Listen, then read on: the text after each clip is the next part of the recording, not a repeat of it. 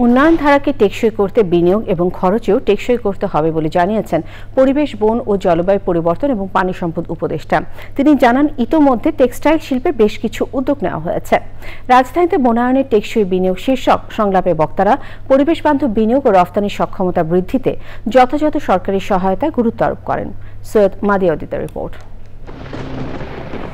পরিবর্তিত জলবায়ুর বিরূপ অভিঘাত পরিবেশগত বিপর্যয় জানান দিচ্ছে সংকট থেকে উত্তরণে বনায়নের গুরুত্ব ও এই খাতে দীর্ঘমেয়াদী উদ্যোগের প্রয়োজনীয়তা। এমন বাস্তবতায় রাজধানীতে আমেরিকান চেম্বার্স অব কমার্স বাংলাদেশের উদ্যোগে বনায়নের টেকসই বিনিয়োগ শীর্ষক সংলাপ। টেকসই অগ্রযাত্রা নিশ্চিতে, আমদানি নির্ভরতা কমাতে দেশের ভূগর্ভস্থ গ্যাস উত্তোলন ও যথাযথ ব্যবস্থাপনায় জোর দেন বিশিষ্টজনেরা। We are also ensuring our local supplier and contractors are involved in our journey. We are the largest producer of the energy. We are supplying 60% of the natural gas and 80% of the condensate, more than 80% of the condensate that's producing in domestic source. আমাদের challenge থাকবে, চ্যালেঞ্জগুলোকে আমাদের mitigate করতে হবে।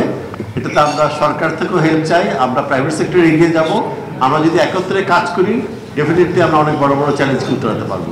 রাতারাতি আমদানি নির্ভরতা না কমিয়ে সরকার দেশের অভ্যন্তরীণ সম্পদের সুষ্ঠু ব্যবহার নিশ্চিত করতে চায় বলে জানান পরিবেশ উপদেষ্টা। সরকার অতি সম্প্রতি রিনিউয়েবল এনার্জি পলিসিটাকে পাশ করেছেন এবং সেখানে সরকার বেশ একটা টার্গেট, অ্যাম্বিশিয়াস টার্গেটই রেখেছে যে 2030 সালের মধ্যে যত এনার্জি আমরা প্রডিউস করি তার 30% আমরা রিনিউয়েবল সোর্স থেকে করব। আমাদেরকে এমন একটা এনার্জি পাথ বেছে নিতে হবে যেটা পরিবেশ বান্ধব তো বটেই, একই সাথে সাশ্রয়ী। সেজন্য আমাদের এখানে যা প্রাকৃতিক সম্পদ আছে সেটার সুষ্ঠু ব্যবস্থাপনার দিকে আমাদেরকে এগোতে হবে।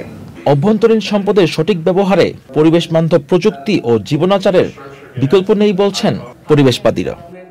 Syed Madiauddin, channel I, Dhaka.